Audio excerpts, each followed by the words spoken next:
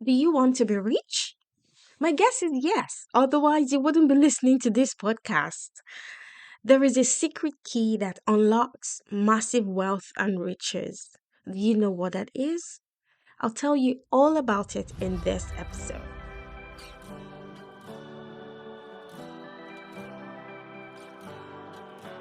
Welcome to the Immigrant to Millionaire podcast. This is where we study what the wealthiest and most successful people do. Why? Well, because success leaves clues. Not only do we study these successful people, we implement what we learn so that we create the life we want and deserve. My name is Joy Roland, your host. I'm an immigrant that implemented the knowledge I learned from great men and women and became a millionaire in 3 years of arriving in Canada. It's now my mission to share my knowledge with as many people as possible. Pour yourself a cup of coffee or tea. This is going to be fun. Hello, my lovely friend. Welcome to episode 13 of the Immigrant to Millionaire podcast. I'm so excited to be recording this episode.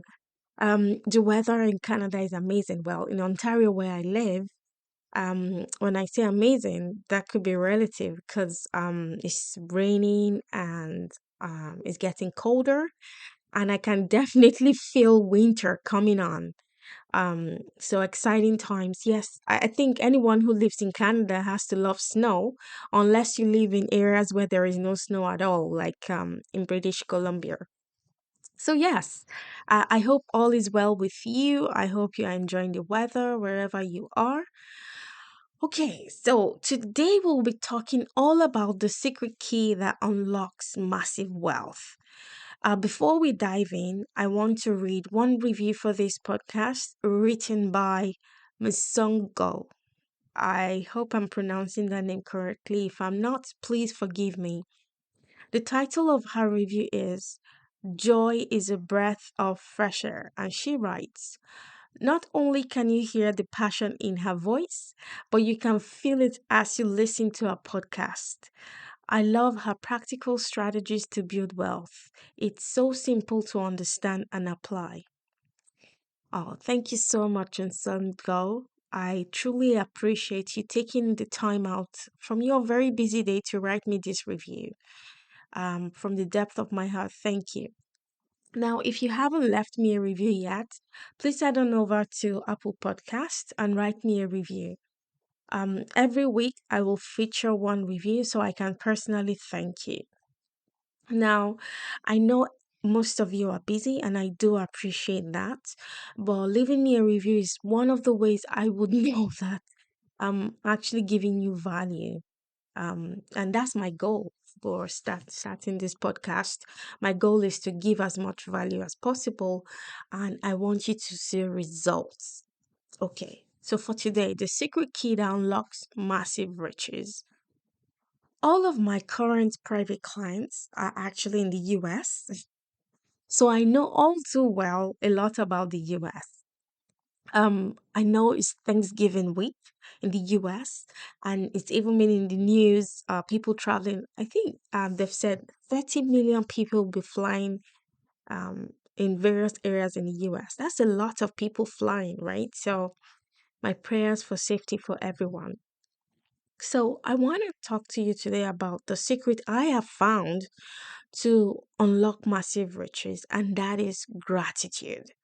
Now, before you wink your eyes, now gratitude, many people talk about gratitude, but not many people practice being grateful.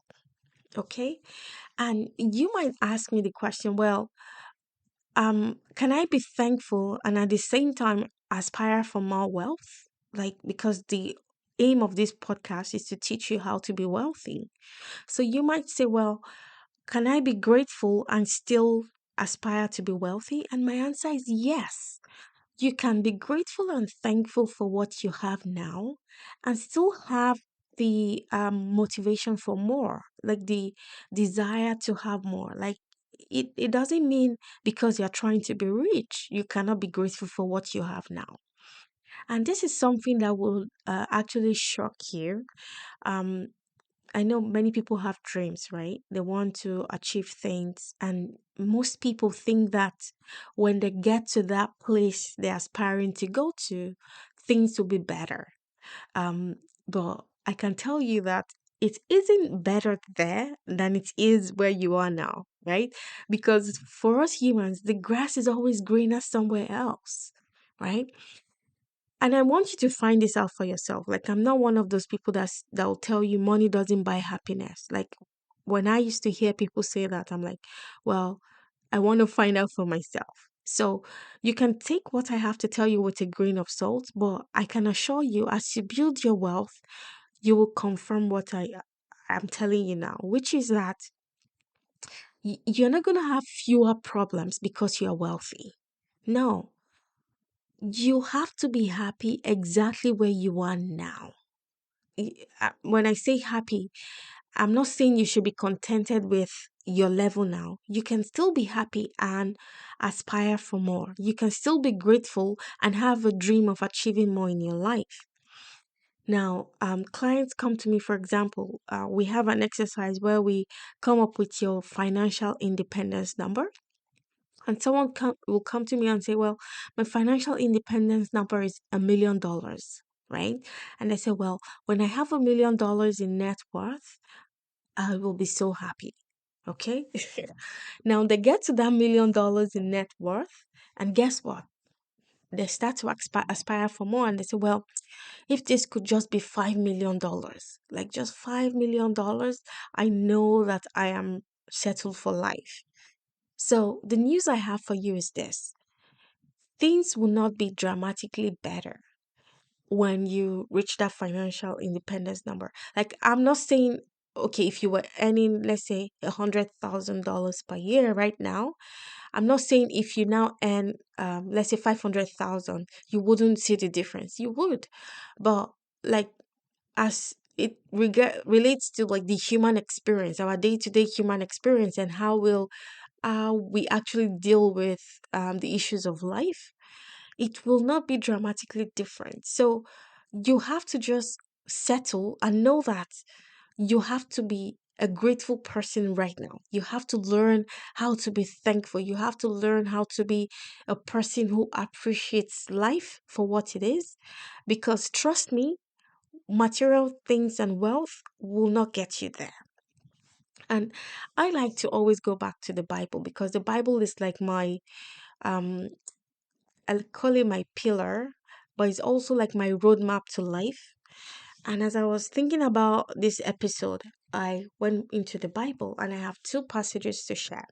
One of them is Matthew 13, verse 12. It says, for whoever has, to him more will be given, and he will have abundance. But whoever doesn't have, even that which he has will be taken away from him. Can you, like, did you hear that? Like, it got me thinking, like, how can you say he that didn't have, even that which he had, will be taken away from him? Like, that's to tell you that everyone has, right? Everyone has.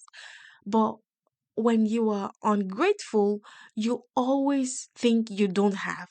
And what the Bible is telling us here is that that person that thinks he doesn't have, even what he has, will be taken away from him. So that's something I want you to think about. Another one I want to share with you is in Luke 17:11 to 19.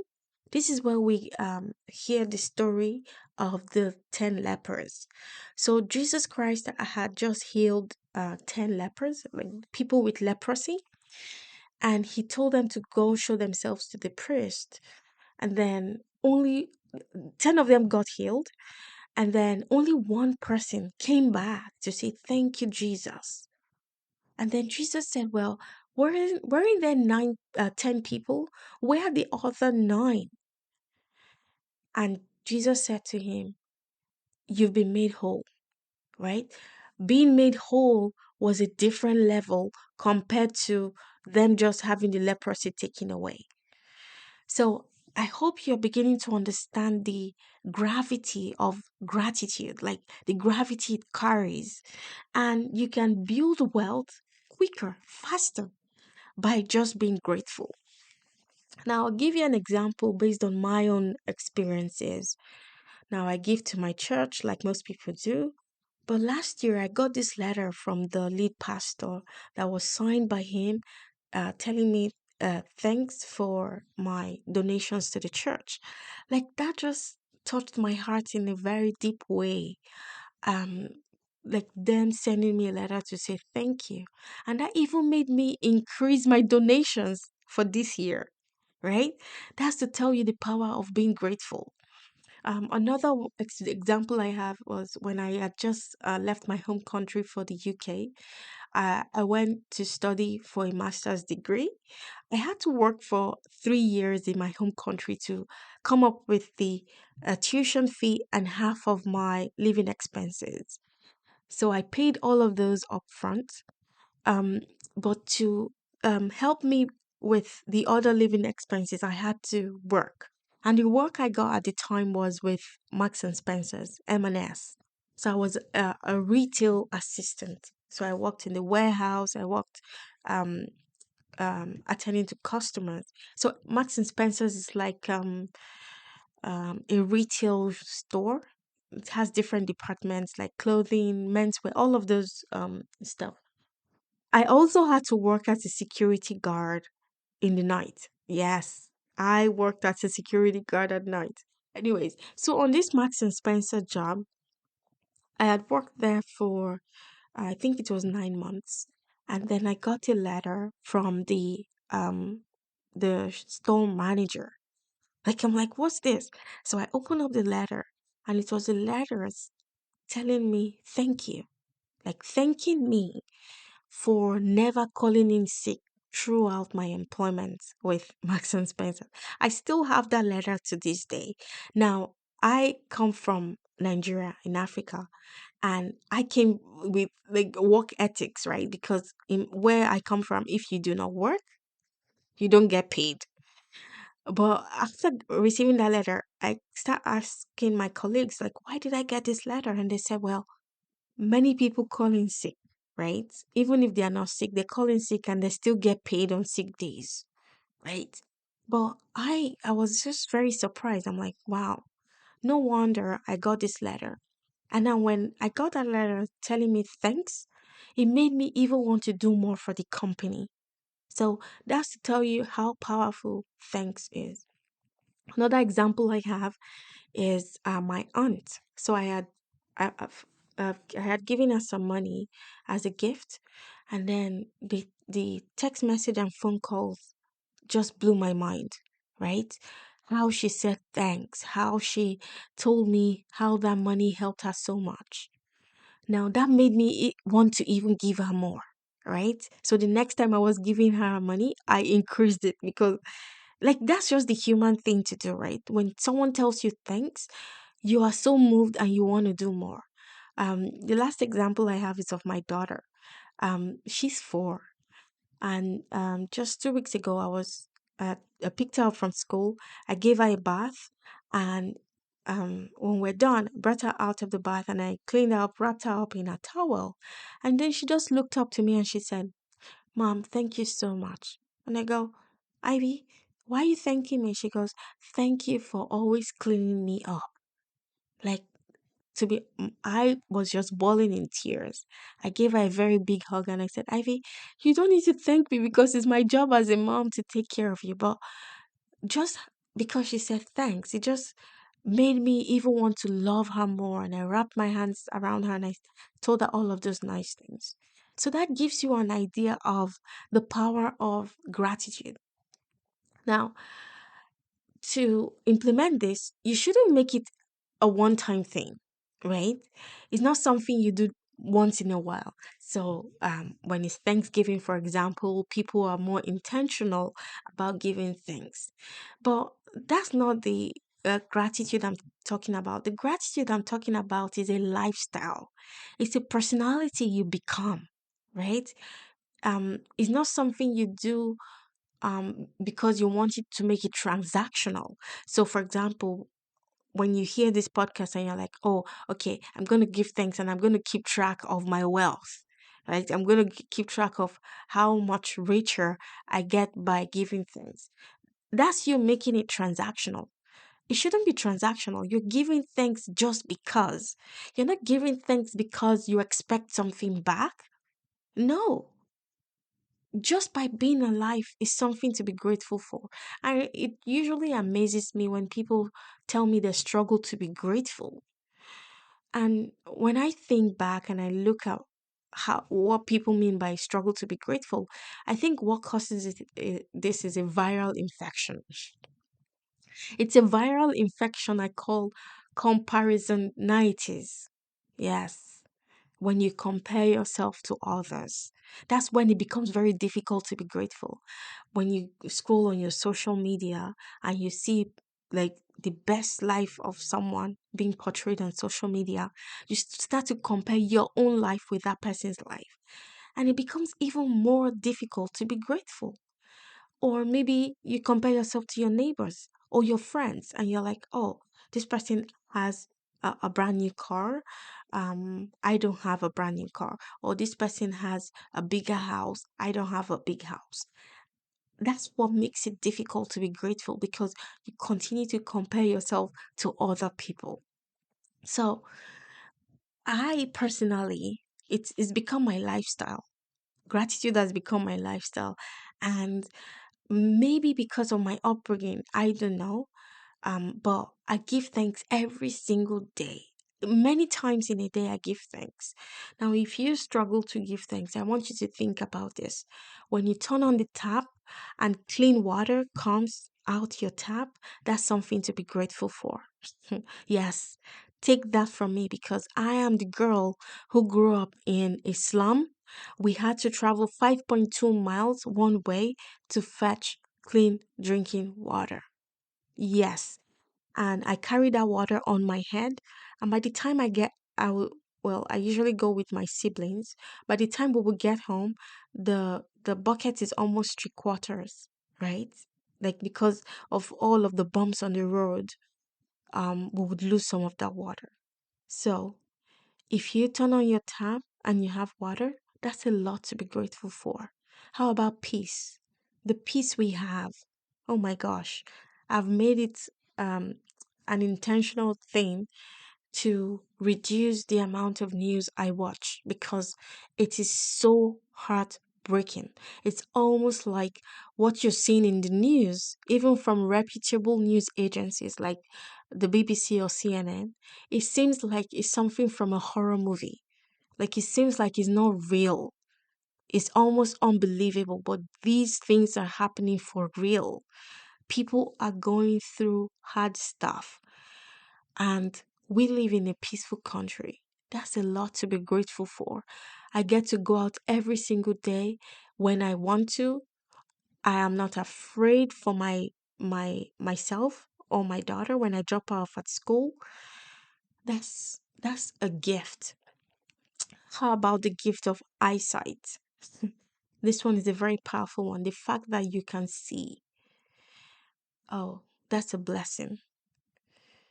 Can you imagine explaining to someone who has never seen all their life what the color red looks like? Can you imagine? We get to have the gift of eyesight. We get to see lovely trees. I'm looking out my window right now and I see lovely trees. Well, those trees that don't lose their leaves, you know? So beautiful. The grass is green, so beautiful. I see beauty all around me. Something to be grateful for. Even the ability to listen to this podcast. You're able to get data on your phone to be able to listen to this podcast. That tells me that your basic needs are met. That's something to be grateful for. Just close your eyes and think, what can I be grateful for today? Now, trust me, I promise you, this is the number one secret to unlocking massive wealth. Yes, just believe me, trust me on this one. You can take that to the bank. Now, when people tell me they struggle to be grateful, my my suggestion is to use a journal. So I personally don't need a journal because gratitude is now like my lifestyle. But if you are struggling to be grateful, I want you to start using a journal. Use a journal, a gratitude journal. You can go on Amazon and get one. They're not expensive. Use a journal until gratitude becomes second nature for you. Now, um, as I close, I want to close with 5 quotes on gratitude. The first one: gratitude can transform common days into Thanksgiving, turn routine jobs into joy, and change ordinary opportunities into blessings. This one was by William Arthur Ward. Second one, this one is by Oprah Winfrey, one of my favorite people on earth. Oprah says, "Be thankful for what you have, you'll end up having more. If you concentrate on what you don't have, you will never, ever have enough." The third one is by Fred D. Whitty Van Amberg. He says, "Gratitude is a currency that we can mint for ourselves and spend without fear of bankruptcy." The fourth one is by Clyde Lee Dennis. He says, "When you have the courage to consistently express gratitude for everything you already have, the universe will gift you even more to be grateful for." The last one is by Zig Ziglar. He says, "The more you recognize and express gratitude for the things you have, the more things you will have to express gratitude for." That's all I have for you, my friend. Happy Thanksgiving to all my lovely friends in the US. I'll see you in the next episode. So, my friend, if this podcast encouraged, inspired, or taught you something new, please do me a huge favor by leaving me a review. Just go to Apple Podcast, find the show, go to the main page where you see a list of all of the episodes, scroll all the way down to the bottom of the list, and write me a review. This will let me know that all of the hard work I've poured into making this podcast is worth something. I'd also love for you to share this with your friend who could use all of the free value I provide on this podcast. I'll be forever grateful. I believe in good karma, and I know that when you do good things will come back to you 10 times. And lastly, come on over to my Facebook community to get support as you build your empire. This is an exclusive group of high-achieving and ambitious people actively working on getting wealthy. Find the link to the group in the show notes, my friend. I hope to see you back here soon. God bless you.